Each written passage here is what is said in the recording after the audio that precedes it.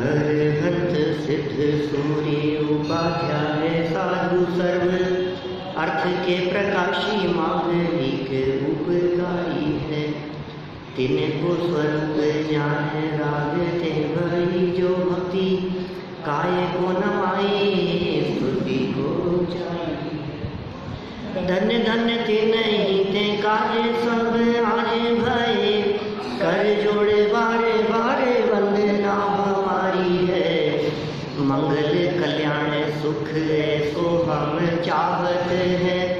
ओ मेरी ऐसी दशा जैसी तुम धारी है। ओ मेरी ऐसी दशा जैसी तुम धारी है। ओ मेरी ऐसी दशा जैसी तुम धारी। क्षत्र चूड़ामणि नामक ग्रंथ के आधार से कल अपने यहाँ मंगलाचरण के संदर्भ में चर्चा हुई थी और बहुत सुंदर और मार्मिक बात यहाँ ये कही गई कि हे भव्य जीवों, आपको अवश्य ही मनोकामना की पूर्ति होगी। अब आपकी मनोकामना क्या है ये आप जानो, लेकिन हम तो आपको भक्त समझ करके आपकी मनोकामना को समझ रहे हैं। यदि आप सच में भक्त हैं तो भक्तों की जो मनोकामना होती है वो तो मुक्ति प्राप्त करने के लिए होती है और वो मनोकामना आपकी अवश्य ही पूरी होगी। कैसे पूरी होगी? बोले भक्ति से। भक्ति दो प्रकार की होती है, एक निर्विकल्प भक्ति, एक सविकल्प भक्ति। निर्विकल्प भक्ति वो अभेद है। अभेद आत्मा के साथ में उपयोग जब तादात्म्य होता है तो वो निर्विकल्प भक्ति होती है। और सविकल्प भक्ति व्यवहार से भक्ति कही जाती है। वो भक्ति गुण भेद से अनंतादि परमात्माओं की भक्ति करना, वो व्यवहार से भक्ति कही गई है। हाँ, जब स्थूल व्यवहार से बात करते हैं तो फिर समव शरण, छत्र, चमर, भामंडल, भगवान का बाह्य रूप, इन सब से की गई स्तुति भी व्यवहार स्तुति, व्यवहार भक्ति कहलाता है। तो इस तरह से मनोकामना पूर्ति के लिए दिया गया ये मंगलाचरण वाला छंद अपना यहाँ संपन्न हुआ। ग्रंथ लिखने की प्रतिज्ञा करते हैं आचार्य देव। पेज नंबर 35, 35 नंबर पेज पर कहते हैं,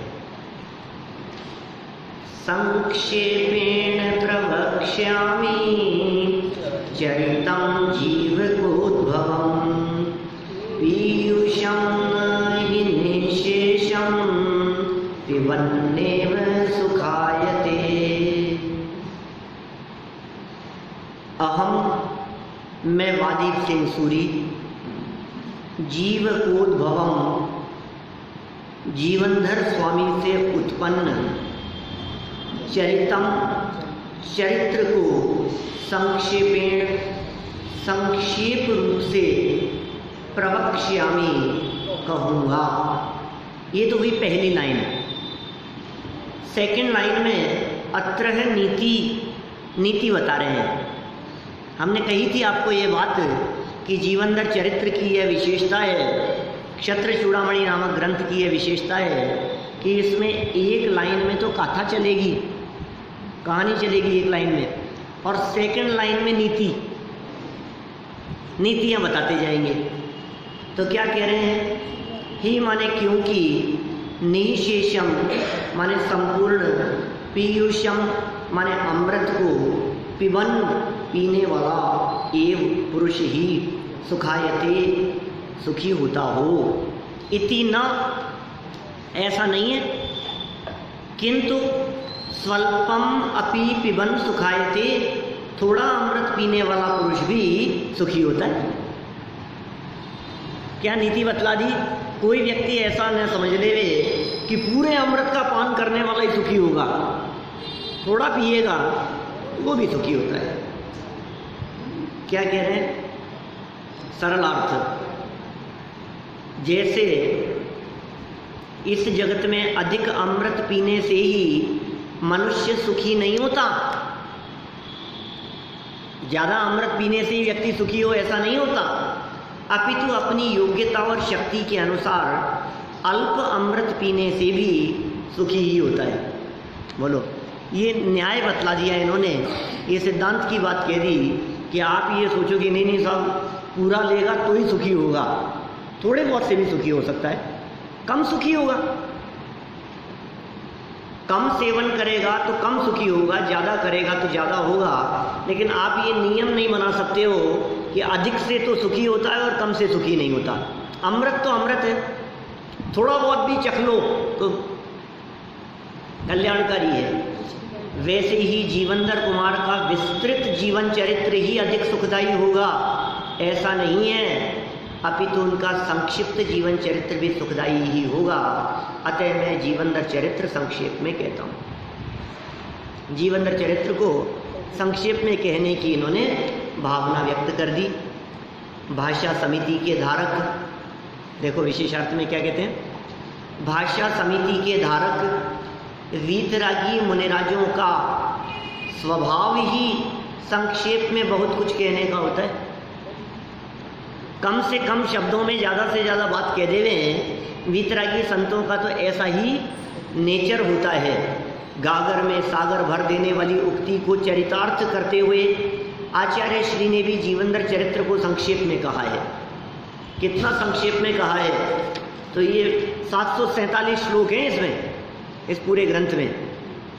ओके, संक्षेप में कहा है, माने 747 श्लोक संक्षेप में, तो फिर विस्तार कितना होता। 747 का मतलब आधे श्लोक तो नीतियों में चले गए, आधे श्लोक तो बचे तो 350 के आसपास ही। अब 350 श्लोकों को यदि आप लाइन टू लाइन लिखो तो 700-750 लाइनें हुई। 750 लाइनें माने रजिस्टर पेज में यदि आप वो लाइनें लिखो तो कितने पेज में, 15-20 पेज, 25 पेज, तो संक्षेप ही हो गया और क्या है। श्लोकों का विभाजन भी लिखा है। चलिए कोई बात नहीं, संक्षेप में कहते हैं जीवनधर चरित्र का मूल स्रोत क्या है। माने आप ये जो कहानी लिख रहे हो, ये कहानी कहीं काल्पनिक तो नहीं है, मनगढ़ंत कह रहे हो आप। आखिर ये बात कहाँ से आई है, ये तो बताओ। तो कह रहे हैं श्लोक नंबर 3, श्रेणिक प्रश्न समुद्दिश्य सुधर्मो गणनायक यथोवाच मयाप्येत दुच्यते मोक्ष लिप्सया। सुधर्म नाम के गणनायक गणधर देव ने श्रेणिक राजा के प्रश्न का उद्देश्य निमित्त पाकर यथा जैसा उवाच कहा है तथा मयापि वैसा मैं भी मोक्ष की वांछा से इस चरित्र को उच्यते कहता हूँ। माने देखो स्पष्ट बात आ गई है कि सुधर्म स्वामी जो थे, उन सुधर्म स्वामी ने जवाब दिया राजा श्रेणिक के प्रश्न का, और जीवनधर चरित्र उसमें कहा गया। माने वहाँ से ये चर्चा आ रही है। यद्यपि वादीप सिंह आचार्य जो हुए हैं ये 10वीं शताब्दी के आचार्य हैं, लेकिन फिर भी अपने द्वारा कही गई बात को साक्षात भगवान महावीर स्वामी की दिव्य ध्वनि, सुधर्म स्वामी को तो जानते हैं ना आप, सुधर्म स्वामी को नहीं जानते हैं? इंद्रभूति गौतम, उनके निर्वाण जाने के उपरांत सुधर्म स्वामी, इनको केवल ज्ञान की प्राप्ति हुई थी। ये सुधर्म स्वामी भगवान महावीर स्वामी के गणधर थे।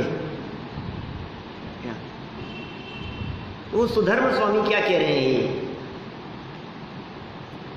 जिस समय या जिस प्रकार श्रेणिक राजा के प्रश्न पूछने पर गणधराचार्य सुधर्म स्वामी ने राजा श्रेणिक को जीवनधर चरित्र सुनाया था, उसी प्रकार मैं वादीप सिंह सूरी भी उनके चरित्र को मोक्ष प्राप्ति की इच्छा से कहता हूँ हीनादिक या काल्पनिक नहीं, कम भी नहीं कहूँगा, ज़्यादा भी नहीं कहूँगा और काल्पनिक भी नहीं कहूँगा।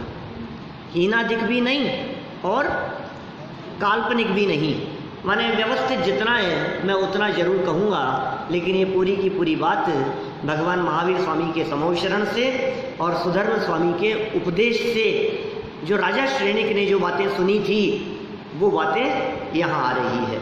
देखिए अभी वर्तमान में महावीर स्वामी का तीर्थ काल वर्त रहा है। किसका शासनकाल चल रहा है अभी? महावीर स्वामी का शासनकाल। ये शासनकाल किसे कहते हैं? जब तक कोई दूसरे तीर्थंकर का धर्मोपदेश ना होवे तब तक का काल पूर्व तीर्थंकर का शासनकाल कहलाता है।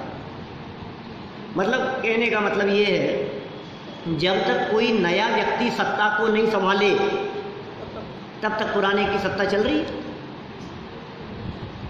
तो पार्श्वनाथ भगवान का शासनकाल कब तक चला? उनका तीर्थ, जब तक महावीर भगवान को केवल ज्ञान नहीं हुआ, या समझ लीजिए महावीर भगवान की दिव्य ध्वनि नहीं खिरी। क्योंकि जिस दिन इनकी दिव्य ध्वनि खिरी तब से तो वीर शासन शुरू हो गया। वीर शासन जयंती मनाते हैं ना हम लोग धूमधाम से। कब आने वाली है? कब आती है? सावन कृष्ण प्रतिपदा, सावन कृष्ण एकम, धन्य धन्य सावन की पहली वह एकम, सावन की पहली एकम। वो क्या है भाई साहब? सावन की पहली एकम क्या है? वीर शासन जयंती।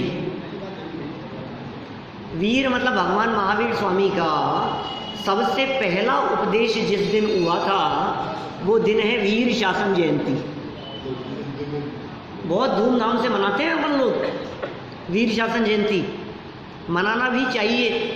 ये जैनियों का एकमात्र पर्व है जो जैनों के अतिरिक्त दूसरा कोई नहीं मनाता।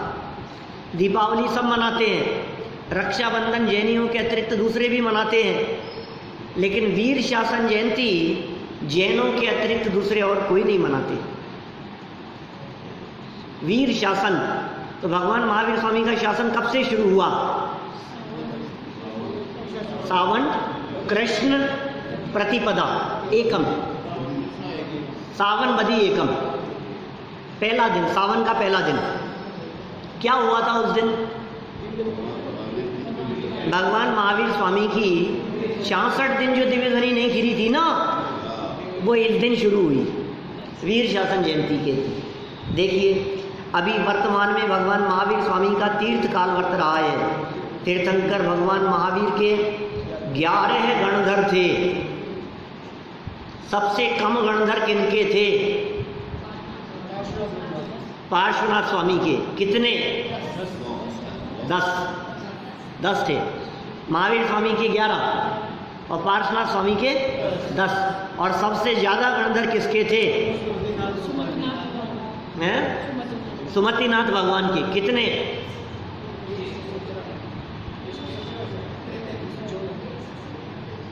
116 गण सुमतिनाथ भगवान के सबसे ज्यादा गणधर थे। ऋषभदेव के कितने थे? 84। ये मोटा मोटा तो याद रहना चाहिए। सबसे ज्यादा हो गए, सबसे कम हो गए। सबसे ज्यादा सुमतिनाथ, सबसे कम पार्श्वनाथ, और पहले और आखिरी 4 तो याद रखो। पहले ऋषभदेव के और अंतिम महावीर भगवान के 11 गणधर थे। ये कह रहे तीर्थंकर भगवान महावीर के 11 गणधर थे। उनमें एक सुधर्म स्वामी भी थे 11 गणधरों में। जब राजगृही नगरी में विपुलाचल पर्वत पर भगवान महावीर का समूह शरण आया, उस समय राजा श्रेणिक ने भगवान से 60,000 प्रश्न पूछे थे। ये परंपरा से चली आ रही है बात कि भगवान महावीर स्वामी के समूह शरण में राजा श्रेणिक ने कितने प्रश्न? 60,000 प्रश्न पूछे थे। उनमें 60,000, क्या बात कर रहे हो आप? तो ये जो 60,000 प्रश्न पूछे थे, ये कोई एक दिन में नहीं पूछे, 30 साल में पूछे क्या? आपको 60,000 सुनकर कैसे लग रहा है? क्या प्रश्न पूछते रहते थे क्या? 60,000 किसे कहते?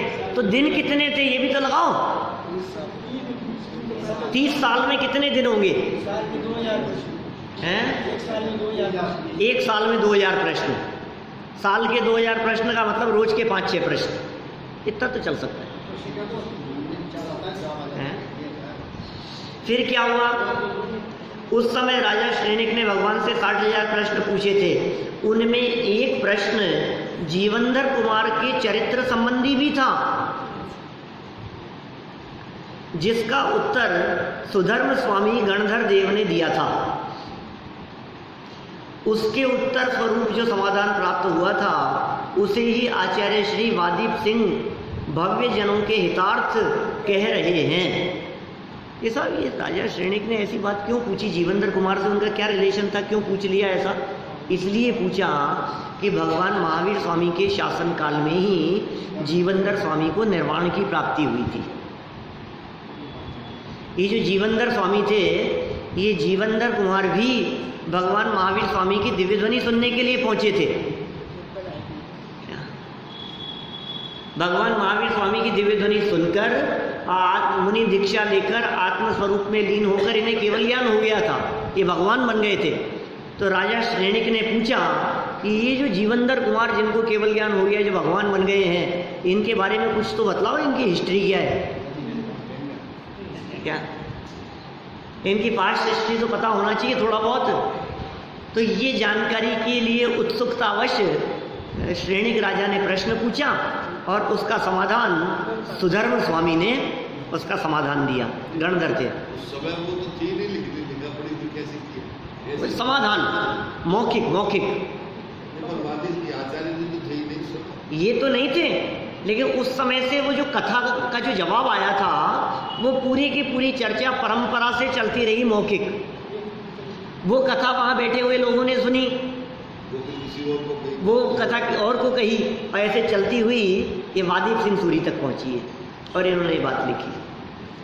चरित्र नायक श्री जीवनधर कुमार के देश का परिचय। इहास्ति भारते खंडे जम्बूद्वीपस्य मंडले मंडलं हेमकोशाभं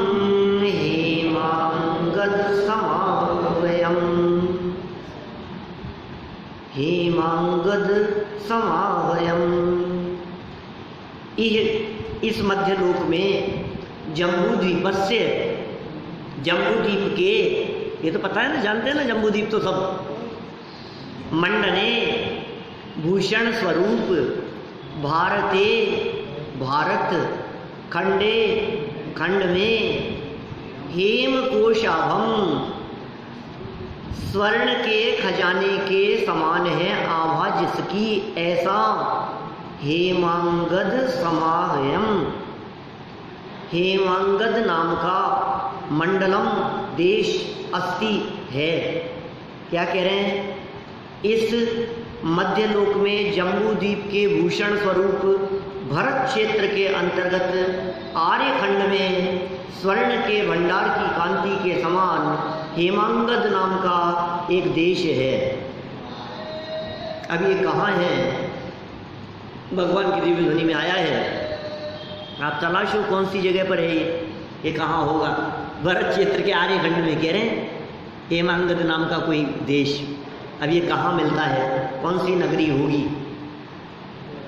विशेषार्थ, अनादि काल से आज तक मुक्ति को प्राप्त अनंत अरहंत भगवंतों के परम ज्योति स्वरूप केवल ज्ञान में ज्ञात इस मध्य लोक में असंख्यात द्वीप समुद्र हैं। क्या जितने आज तक अनंत परमात्मा हुए हैं, जितने जीवों ने परमात्मा अवस्था की प्राप्ति की है, सबको केवल ज्ञान की प्राप्ति होती है, और सभी के केवल ज्ञान में इस मध्य लोक के असंख्यात द्वीप और असंख्यात समुद्र झलके हैं। भगवान के ज्ञान में ये असंख्यात द्वीप समुद्र झलकते हैं, कितने द्वीप हैं, कौन कौन से द्वीप में कौन कौन रहता है, तो उनमें कौन कौन से जीव हैं, तो उनका उदय किस प्रकार का है, उनकी परिस्थितियाँ किस प्रकार की हैं, कितने समुद्र हैं, कौन कौन से समुद्रों में जलचर जीव हैं और कौन से समुद्रों में जलचर जीव नहीं हैं, ये सब झलकता है उनके ज्ञान में। उन असंख्यात द्वीप समुद्रों में उनके बीचों बीच थाली के आकार समान एक गोलाकार जम्बू द्वीप है। आप जानते हैं असंख्यात द्वीपों में एकमात्र जम्बू द्वीप ही ऐसा है जो थाली के समान है। एकमात्र जम्बू द्वीप असंख्यात में से जो थाली जैसा है, बाकी सब चूड़ी के जैसे हैं। थाली और चूड़ी में क्या फर्क है? प्लेट होती है ना, प्लेट, उसमें बीच में भी होता है निर्मल जी साहब। फिर चूड़ी कैसी होती है? उसके चारों तरफ, मतलब बीच में नहीं है कुछ भी, बीच वाला हिस्सा खाली है। तो जैसे जम्बू द्वीप है, तो जम्बू द्वीप तो फिल है पूरा का पूरा थाली की तरह। इसके बाहर जो लवण समुद्र है वो कैसा है? ये ऐसे चूड़ी की तरह है। धात्की गंड द्वीप कैसा है? बोले चूड़ी की तरह है, ऐसे गोलाकार घेरे हुए है, और बीच वाला थाली की तरह है। जम्बू वृक्ष की मुख्यता से सार्थक नाम वाले इस जम्बू द्वीप के भरत क्षेत्र के आर्यखंड में हेमांगद नाम वाले का एक सुप्रसिद्ध देश है। एक सुप्रसिद्ध देश इस भरत क्षेत्र के आर्यखंड में कहा गया है, जिस देश में ये जीवनधर स्वामी का जन्म हुआ। राजधानी का नाम एवं स्वरूप बतलाते हैं। आगे 5 नंबर श्लोक। कुछ ऐसी विशेष बात नहीं है, इसलिए हम लोग आगे बढ़ रहे हैं। जहाँ कुछ विशेष चर्चा आएगी वहाँ अवश्य हम रुकेंगे। तत्र राजपुरी नाम राजधानी विराजते, राजपुरी सृष्टौ सृष्टुर्या मातृकायते। सरल संस्कृत है, सब लोग, किसी को बोलने में कठिनाई तो नहीं हो रही है ना। तत्र उस देश में राजपुरी नाम की राजधानी, राजा की प्रधान नगरी, विराजते सुशोभित है, या माने जो सृष्टु ब्रह्मा के राजपुरी सृष्टौ कुबेर की नगरी अलकापुरी की रचना में मातृकायते माता के सदृश आचरण करती है। ये राजपुरी नगरी के संदर्भ में इन्होंने बात कही कि मानो कुबेर की नगरी के समान हो। ये महिमा गा रहे हैं, जहाँ पुण्य पुरुष रहते हों वो स्थान कितना सुंदर होगा, उस स्थान की सुंदरता का यहाँ वर्णन किया जा रहा है। महापुरुष होते हैं ना, अरे दुनिया में भी जो जितना वैभव संपन्न होता है, जो जितना पुण्यशाली होता है, वो उतने पॉश एरिया में रहता है कि नहीं? ऐसा दुनिया में देखा जाता है। ऐसा आप कौन से एरिया में रहते हो? तो अरे वहाँ पे आपका बंगला, अच्छा, तो कैसा लगता है? तो हमने कहा कि ये कहाँ रहते हैं पता है आपको? ये उस जगह पर रहते हैं जिस जगह पर सारी दुनिया के लोग घूमने जाते हैं। अरे उस जगह पर है, उस नगरी में। कहाँ रहते हो आप? अच्छा, स्विट्जरलैंड में रहते हो? ऐसे लगता है कि कहाँ है? पेरिस में है आपका बंगला। तो मतलब ऐसे लगता है सुन करके कि भाई ये कोई बहुत अच्छी जगह पर रहते हैं। कौन? ये जीवनधर स्वामी कौन सी जगह पर रहते हैं? अब हम क्या बताएं उस नगरी के बारे में, उस राजपुरी नगरी की हम क्या महिमा गाएं? हम तो इतना कह सकते हैं कि कुबेर की जो अलकापुरी है, कुबेर की नगरी, उसके समान ये आचरण रखने वाली ये नगरी है। देखो सरल अर्थ क्या कहते हैं? हेम समान कांति युक्त गोल्ड जैसी उस हेमांगद देश की राजपुरी नामक राजधानी है। जिसकी सुंदरता को देखकर ऐसा लगता है कि मानो ब्रह्मा ने इसे देखकर ही कुबेर की नगरी अलकापुरी बनाई है, इसे देखकर ही अलकापुरी बनाई हो ऐसा लगता है। अब ये कौन सी जगह होगी ये? हमें तो लगता है ये जो राजपुरी जो है ये वहीं जो राजगिरी की जो बात है ना, राजगिरी किधर, बिहार के पास में, बिहार में, तो राजगिरी नगरी की ही आसपास की कोई राजपुरी नगरी होगी ऐसा लगता है, क्योंकि भगवान महावीर स्वामी का समोच्चरण भी तो वहीं आया था, राजगिरी नगरी के पास विपुलाचल पर्वत पर।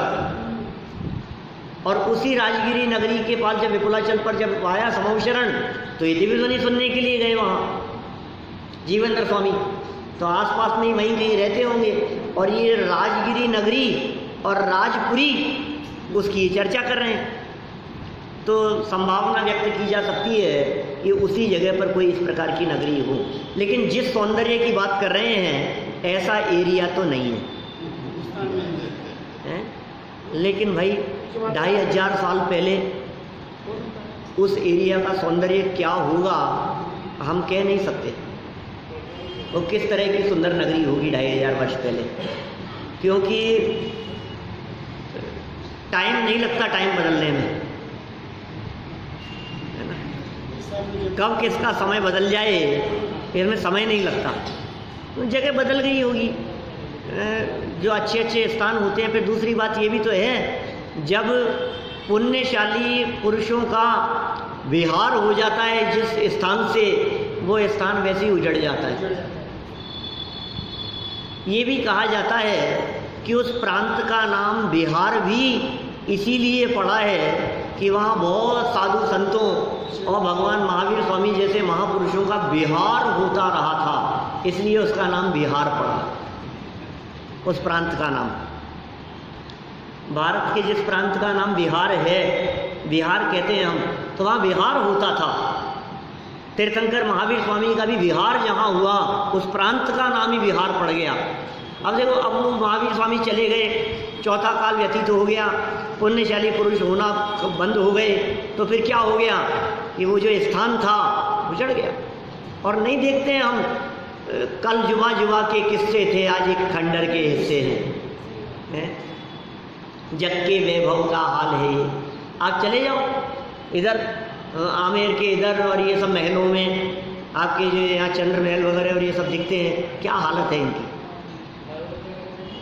हैं? नालंदा का देख लो ना क्या हाल है। नालंदा भी तो कितनी संपन्न जगह थी बिहार की। तो नालंदा है, ये कहीं भी चले जाओ जहाँ जहाँ महल बने हुए हैं उनके जीर्णोद्धार होते रहते हैं, टूट फूट और खंडर जैसे दिखाई देते हैं। पांडव पोल चले जाओ, पांडव जहाँ कैसे कैसे जगह दिखती है ना सारी। तो ये कह रहे हैं इसी तरह का हाल भी हो सकता है अभी वर्तमान में, लेकिन उस जमाने में वो बहुत संपन्न नगरी हुआ करती थी। देखिए, जिसकी सुंदरता को देखकर ऐसा लगता है कि मानो ब्रह्मा ने ही इसे देखकर ही कुबेर की नगरी अलकापुरी बनाई। काल्पनिक है बात, ऐसी कल्पना कर रहे हैं, इसको देखकर अलकापुरी बनाई कुबेर की नगरी। विशेषार्थ, हिंदू धर्म की मान्यता के अनुसार इस सृष्टि का कर्ता ब्रह्मा है। ये हिंदू धर्म की मान्यता के अनुसार है। यह किंवदंती जग प्रसिद्ध है। दुनिया बनाने वाले कौन है?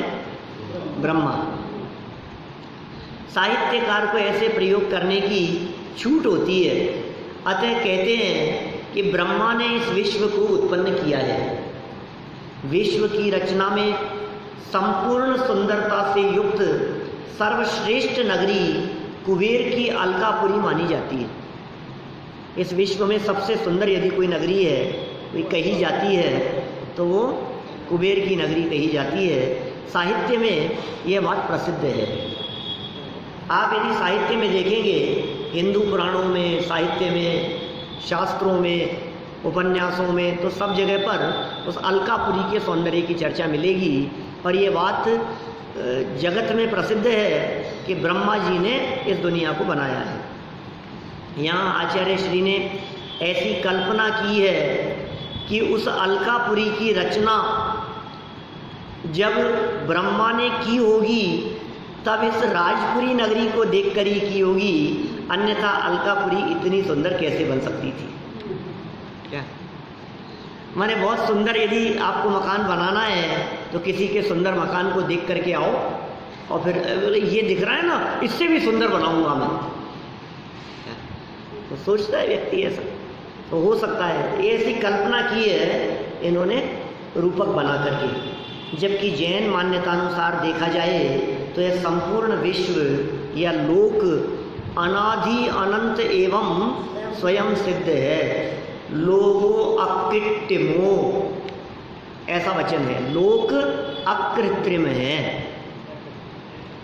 किन्हु न करे न धरे को, षट द्रव्यमयी न हरे को। क्या है? सो लोक माही बिन समता, दुख सहे जीव नित भ्रमता। शेडाला की 5वीं ढाल का 12वां छंद है। 12वां छंद है ना, देखो तो क्या कह रहे हैं ये लोक अकृत्रिम है, अनादि अनंत है, स्वयं सिद्ध है। तो आप जो कहते हो दुनिया बनाने वाले, झूठी बात है ये, सच्ची नहीं है ये बात, क्योंकि दुनिया बनाने वाला कोई है ही नहीं। कौन बनाए इस दुनिया को? कितनी बातें टोडरमल जी ने निषेध किया 5वें अध्याय में। लोग ऐसा कहते हैं दुनिया को बनाया है, लेकिन ये कैसे संभव है बतलाओ? यदि आप ये कहते हो कि दुनिया को उन्होंने बनाया, तो हम आपसे पूछते हैं दुनिया में उन्होंने क्या बनाया? दुनिया में क्या बनाया? आपका ये दिगंबर जैन तेरापंथी बड़ा मंदिर ब्रह्मा जी ने बनाया है? अरे नहीं, ये तो बनाने वालों के नाम मिल जाएंगे। तो फिर ये पड़ोस में जो दूसरे मकान हैं वो बनाए? नहीं। तो ये आपका ये रास्ता है, हल्दियों का रास्ता, गीवालों का रास्ता, ये तो बनाया होगा ब्रह्मा जी ने? नहीं। तो जौहरी बाजार भी नहीं बनाया। तो जयपुर,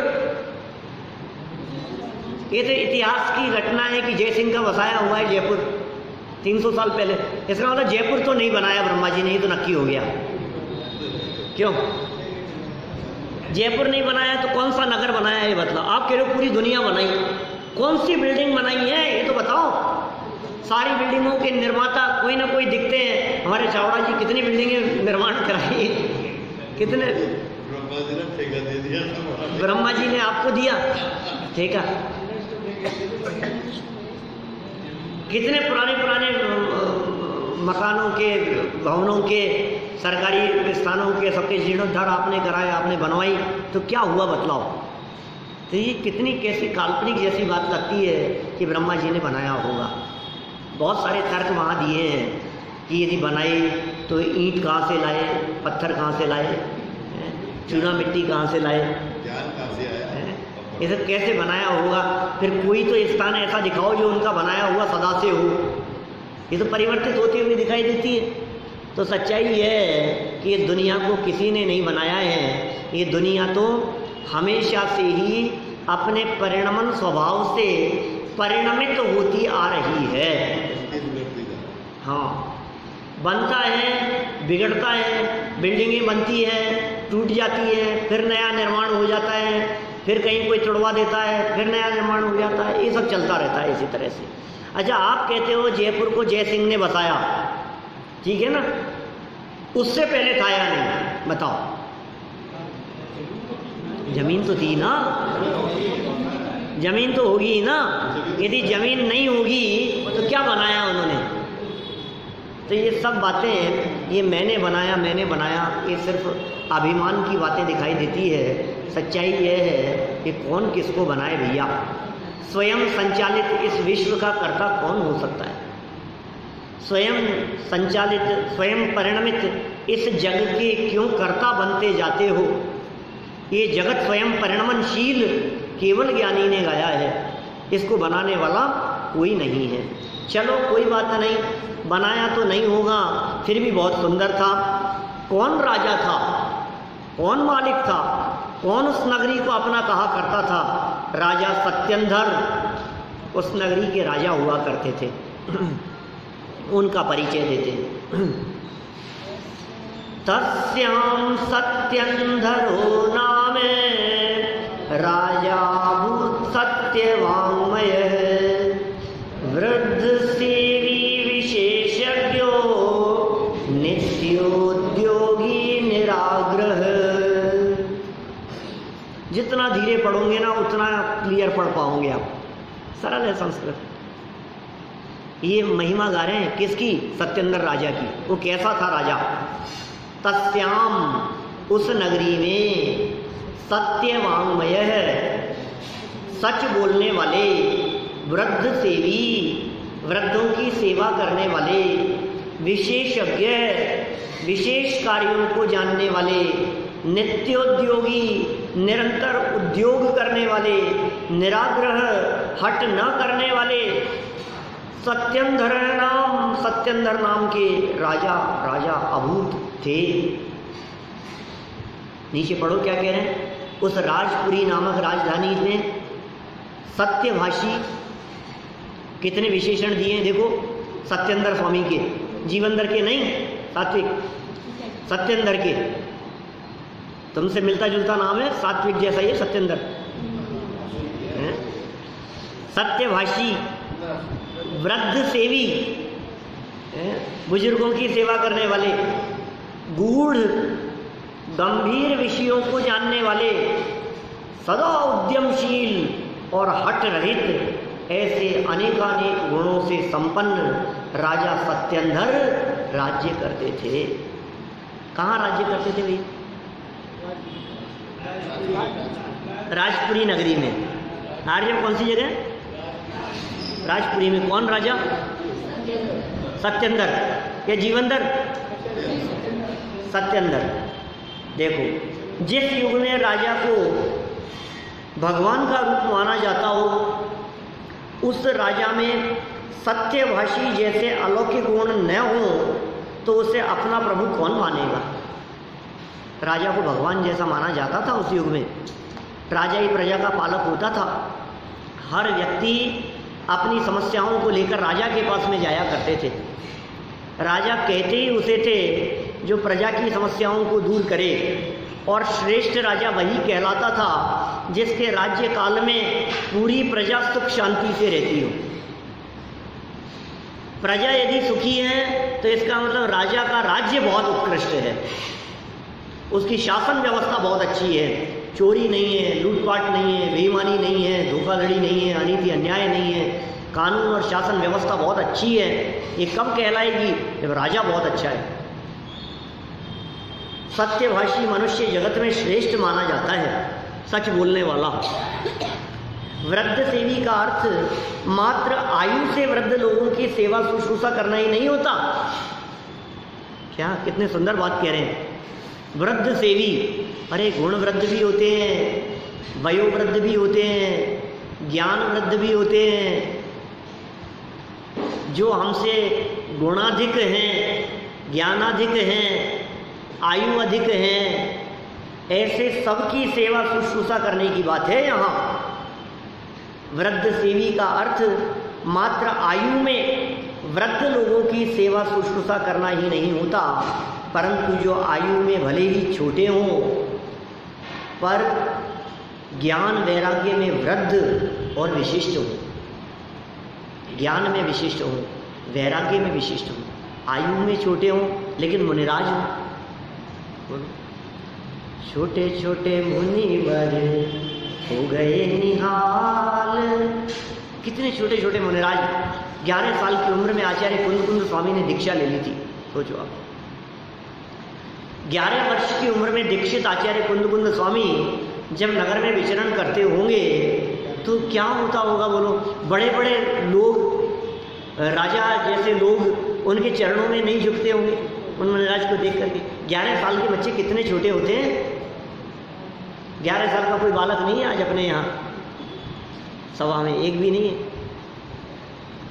तो इतने छोटे छोटे से अवस्था में मुनि हो गए, तो अब उनकी सेवा कि नहीं, छोटे हुए तो क्या हुआ, त्याग है उनका, संयम है उनका।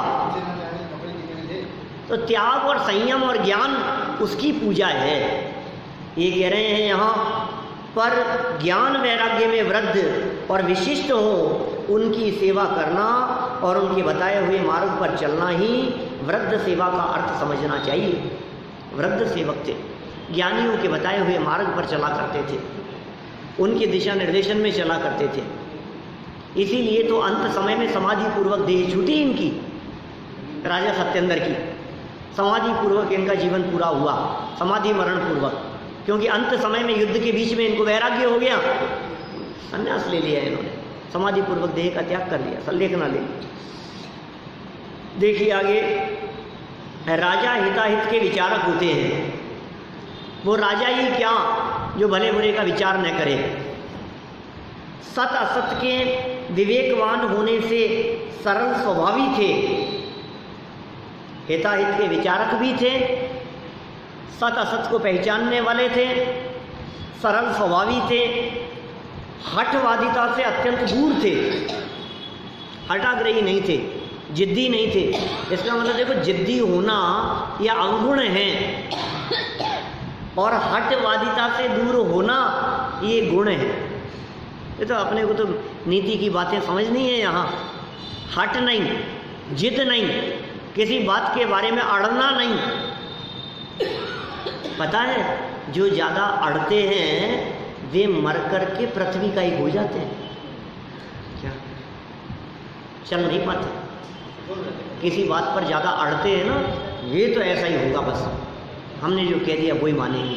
तो ये जो अड़ने की जो बात है, उससे अपने द्वारा कही गई बात से हिलना डुलना नहीं, उससे क्या होगा कि तू ऐसी अवस्था को प्राप्त करेगा, पृथ्वी का एक जीव होकर पहाड़ में जाकर के पैदा हो जाएगा। और अब क्या होगा, अब तेरा हिलना डुलना नहीं, अड़िग रहते अड़ा रहे अपनी जगह पर, ऐसी हालत हो जाती है। तो हठवादिता ये अच्छी चीज़ नहीं मानी जाती है। हठवादिता से अत्यंत दूर और अपने से विशिष्ट ज्ञानी जनों की उत्तम सलाह का आदर करते थे। देखिए, हमेशा विवेकवान होना चाहिए। बात सही क्या है, मैंने कहा वो सही नहीं, सही क्या होना चाहिए, निष्पक्ष न्याय किया जाना चाहिए। विचार करो एक बार, जो बात कह दी गई है उसके प्लस और माइनस दोनों पॉइंट देखो, और ये भी विचार करो कि ये बात जो मैं आज कह रहा हूँ, ये बात दूसरा व्यक्ति कहता तो क्या स्वीकार होती? जिस दूसरे की बात का मैं निषेध कर रहा हूँ, क्या यही बात मैं कहता तब भी गलत थी? आप जब गहराई से अपने और पराये दो व्यक्तियों को साथ में रखकर गहराई से विचार करेंगे तो आप इस निर्णय पर पहुंचेंगे कि नहीं भाई, जो सच्चाई है हमें उसका साथ देना चाहिए, हट का नहीं। सलाह ज्ञानियों से दो और ज्ञानियों की सलाह के अनुसार चलो। ऐसे अनेकानेक अद्वितीय गुणों से संपन्न राजा सत्येंद्र थे। चलो फटाफट अपन महारानी का भी परिचय देख लेवे, फिर सद्भाग्य और दुर्लभता की चर्चा करेंगे कल। महारानी पटरानी विजया का परिचय। ये पटरानी किसकी पत्नी थी? हैं? सत्येंद्र की। अच्छा देखो, महिता महिषी तस्य विश्रुता विजयाख्यया विजयाद्विश्वनारीणां पातिव्रत्यादिर्विगुणैः। क्या कह रहे हैं? तस्य उन सत्येंद्र राजा की महिता बड़ी महिषी प्रसिद्ध पटरानी विश्वनारीणाम संपूर्ण स्त्रियों को पातिव्रत्यादि गुणों के द्वारा विजयात जीतने से विजयाख्यया विजया नाम से विश्रुता प्रसिद्ध आसीत थी।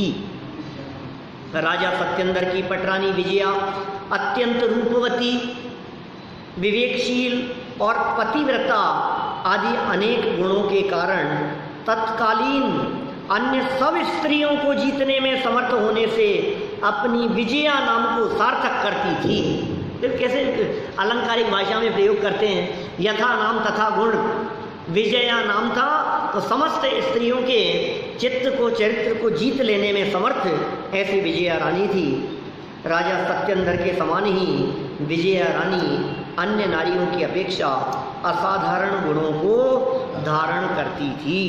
अब सद्भाग्य की दुर्लभता की बात करते हैं भाई, क्योंकि ये जो सद्भाग्य है, ये भाग्य का मिलना, कैसा भाग्य किन किन को मिला है और हमें किस तरह का भाग्य मिल गया है, ये दुर्लभता की चर्चा कल हम आगे करेंगे।